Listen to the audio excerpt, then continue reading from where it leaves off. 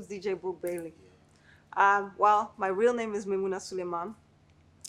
My mom is Belgian. My dad is Ghanaian.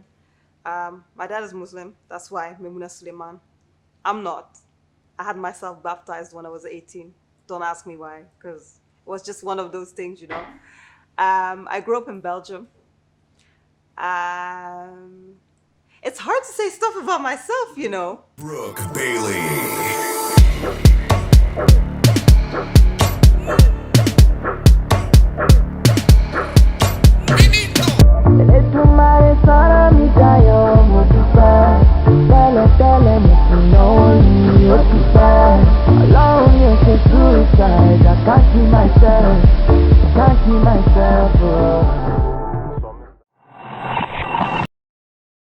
I started 10 years ago.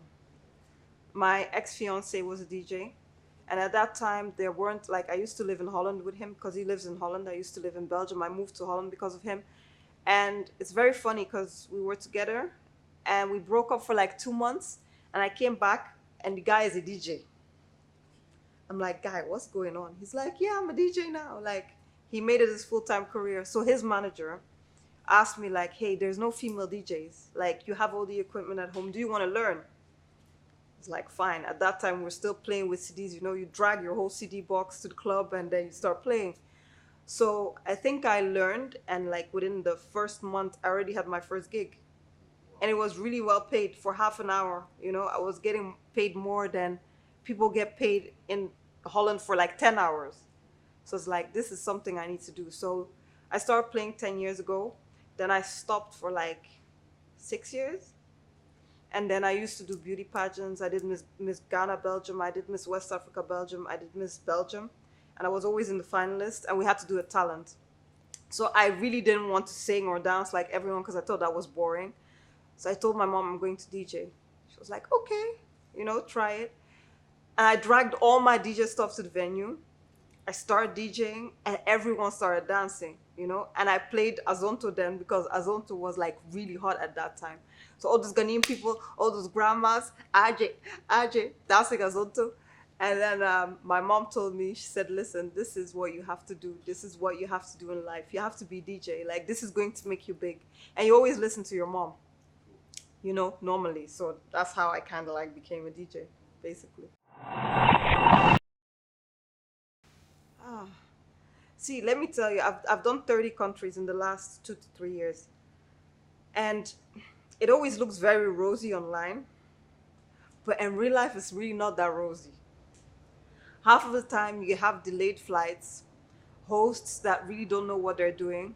Like, you have some really good and some really bad experiences. I've had hosts that are amazing, like put me in 5-star hotels, take me out every day, get me massage ladies to come and massage me every night. I've had amazing experiences. Or that take me to monkey sanctuaries and crocodile sanctuaries, like really amazing places. But then there's places that you don't get paid. You get stranded. Like I had one, Dubai.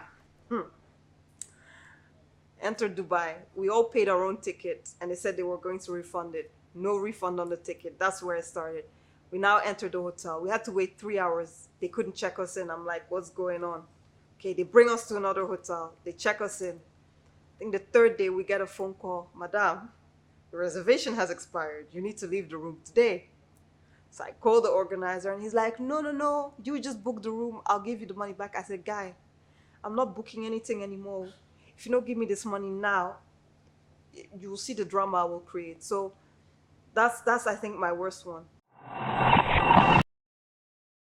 Okay, I have a few. I played for the birthday party of the vice president of Equatorial Guinea. And there were like a lot of big people there, like Akon performed, Young Jeezy, Ludacris, a lot of very big people, a lot of Latin Americans as well. Then on my table was Diddy's ex-wife, Kim Porter. She died like 6 or 7 months ago. So that was a very memorable one because she was really sweet. So when she died, it was really weird for me. And then recently, I did a festival with Meek Mill and Roddy Ricch and Trey Songz and some people, Davido. And that was a really cool one too. But it was very awkward. Like in the middle of the whole thing, Quavo came on stage from Migos. So that was like, whoa, So I was like this far from Quavo. And I was running around because obviously I have to DJ. Then at one point, my best friend that I took inside calls me and says, "Look who I just saw," and she sends me a video with her chilling with Meek Mill. I was so upset because I ran to like go and socialize with everyone. She was chilling with Meek Mill, and I'm the biggest Meek Mill fan. I can die on top of Meek Mill's Matao. Huh. So that was very sad, but it was nice. It was really cool. It was really big. Ah, ogbono soup. Yeah, because I used to go to Benin City a lot, and then on the road, because I used to go by road, I'll stop and eat soup there. I don't really like the green soups because most of your soups are greenish, or they have a lot of green leaves in it. Ghanaians, we don't do that. Everything is red. We have red pepper soup. We have red peanut butter. Like we don't do. So I like ogbono soup. That's kind of red. Do I have hobbies? Yeah, I like to shop. God, I can shop for life. um, I like to watch series. I have a lot of series I watch. I don't know. Other than that, I don't really have time anymore. Oh, I love to sleep. Oh, ha. I'm not doing it to sleep. Oh, please let me sleep for 12 hours. I'm happy. That's my hobby, sleeping. Some people like to eat. I like to sleep. Soapy, obviously. Can even play that for old people. They will not be doing soapy. I think everything Naira Marley is working right now. Anything that is Naira Marley works. Then um, a lot of the songs from that Beyonce The Gift album as well are really working. That Brown Skin Girl, I don't really like it. It's too slow for me. I like up tempo. But that's really hot right now as well. Already as well. With Shatta Wale, but that's not really Nigerian. Like I said, anything Naira Marley really works right now. And then Blow My Mind, which is not really my favorite neither, but everyone seems to be obsessed with it. So hey, blow my mind. I was the biggest Burna Boy fan forever before he like blew, like since 6 years ago. So I was always waiting for the guy to blow. So when he blew, I was really happy. Like it gave me joy because I felt his blowing came from the streets. And when you blow in the streets, it always lasts longer. So I feel like Burna Boy, out of all Nigerian artists, is going to be bigger than any of them. Bigger than Wizkid, bigger than Davido. I think he's going to be the first Afrobeats icon. They were trying to push Wizkid that way, but I think Burna Boy is going to be the one because he's still very authentic, very Nigerian, very straight to the point, but he still knows how to, he has love from the streets, so I think he's going to get very far. So, Burna Boy. Well, I can't really predict because we have a way of always doing stuff and then, we don't do it well or something like that. If it goes the course it's going now and we don't do anything to screw it over, I expect it being like the next dancehall or reggaeton thing because those are like the indigenous sounds from those places as well. I really hope it blows as big as dancehall blew. Like, remember 10 years ago when Sean Paul had Give Me the Light and Get Busy? I hope it gets to that stage because dancehall was big then, so I hope it gets there. It's never going to be on the same level as, for example, hip hop, but it could be like an add on, something like that. So that's where I hope it's going. And I hope we don't screw it up. Yeah, basically, I like to always work with people that are either up and coming or I feel are underrated. Like my previous song that I made with CK and Young Six. I think CK is one of the most amazing producers. I was in the studio with him and I was like, what is this guy doing? He'll be humming, singing, pounding stuff. And then in like the next hour, you have a beat that you're like, what? So same thing with Young Six, he's an amazing rapper. So T Classic, what kind of happened is when I heard Nobody Fine Past You, I was like, this guy is good. And then one of my friends is very close to T Classic. So I spoke to CK. I was like, I want to do a song with T Classic. Can you make a beat that fits T Classic? So that Too Much beat was actually made for T Classic, for his voice or his flow. And I feel we kind of did well. Like CK sent me the first cut and then I said, listen, I'm still missing something because right now you have a lot of in the beats you have a lot of things that like spice up the beat. They're like the all those things. So I was missing that. So then I sent it back to him. I was like, add some stuff to like spice it up. So that's what we did, and then that was the result. So, is DJ Brooke Bailey in any relationship? Um, I think this is a hard one. You're going to make me say stuff that I might not want to say. I think Nigeria is more than Europe very focused on the men. The men have the upper hand in everything. In Europe, for example, if you look at Holland, it's not like that. There's a full scene of female DJs, and they get more like when you have a party, there's five female DJs and maybe three male DJs. They've taken over because they think it's interesting. But here, I just feel like we don't get the support we need. I was just saying that earlier today that as a female, especially like me now releasing music, it's very hard to get people to push for me unless they think they can get something from me. So it's really, really hard. And you have to like beg 20 times harder. And I'm not good at begging. So I just like to be very good at what I do. So people have to keep on booking me. So at the end of the day, I think it's something you can, override by being very, very, very, very good at what you do. Did you copy? Let me rephrase that. She's not bad.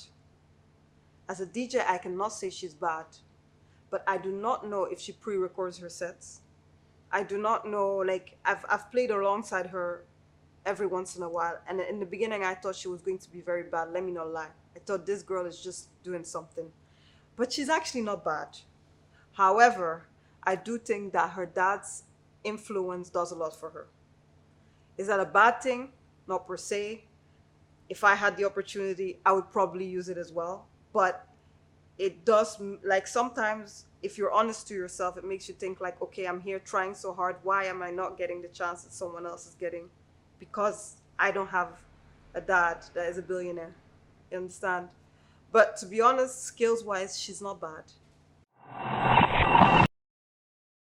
Oh, I think I can go ahead with any Nigerian DJ any day, anytime. Just not DJ Consequence, please. And DJ KYs, maybe. Because they have mad technical skills, and I'm not a technical DJ. I'm just very good at mixing and at choosing songs, but I'm not going to lie, I'm not technical. I don't even know how to scratch. Like, I've played with Consequence because we used to tour for the Quillox World Tour, so the guy's bad. I see KY is doing a lot, and he has his own academy, so he has to be very bad.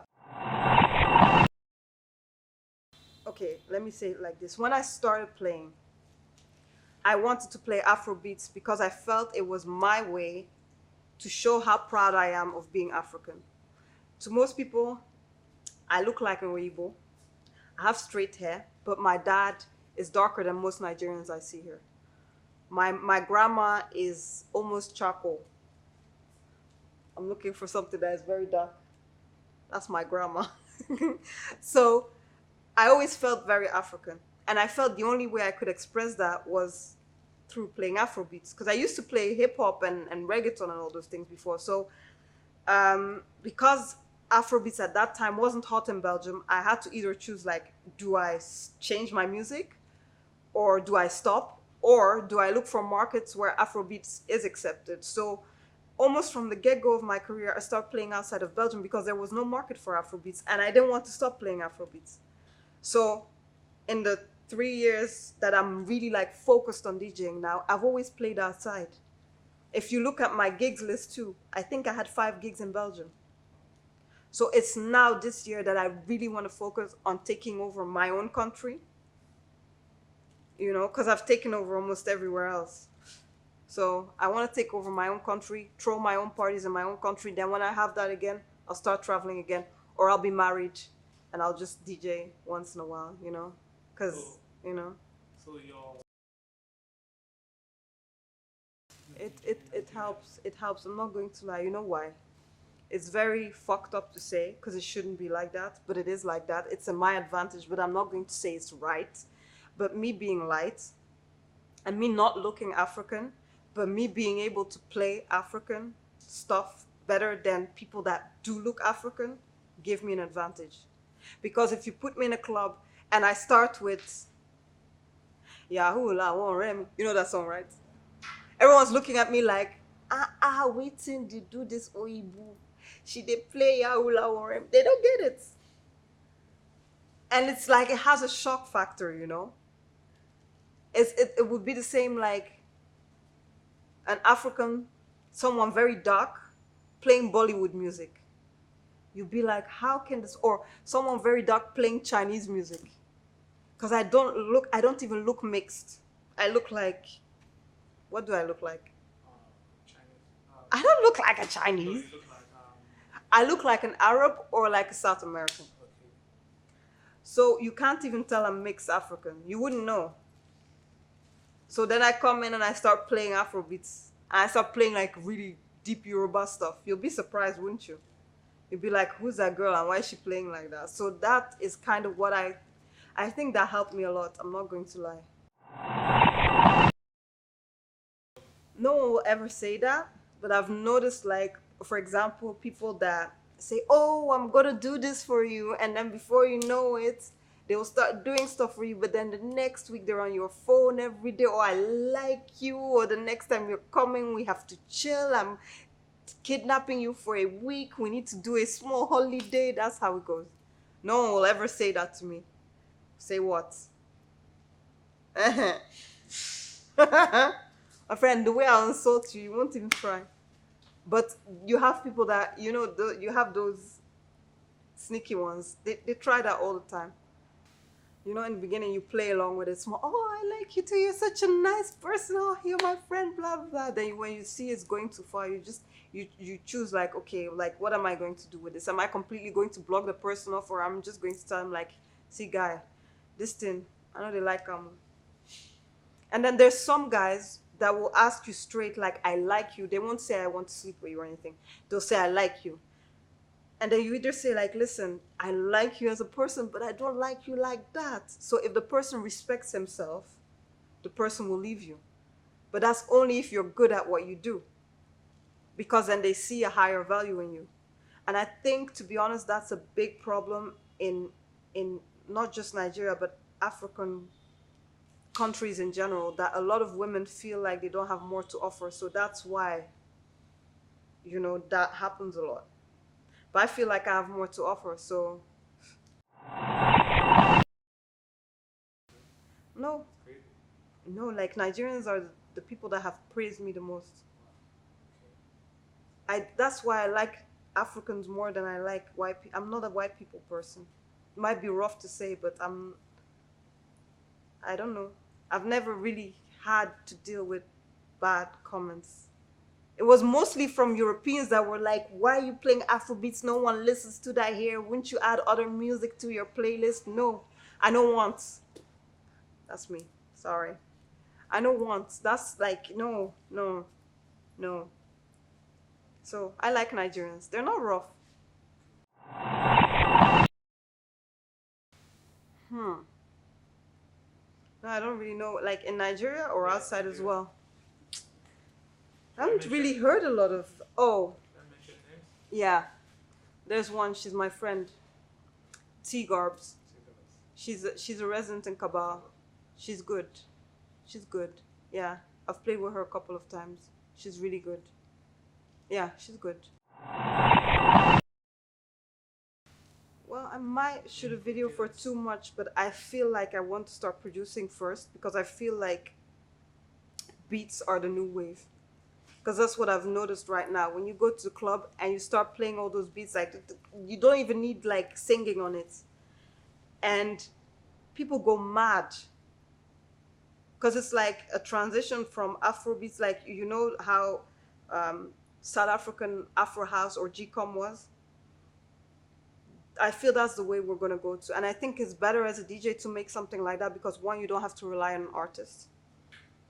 Right now, if you do a featuring with an artist and you shoot a video, it's going to be in the artist's best interest to shoot a video, not for me. I'm paying, I'm doing the promo, but if people hear my song, they hear T Classic, they don't hear me.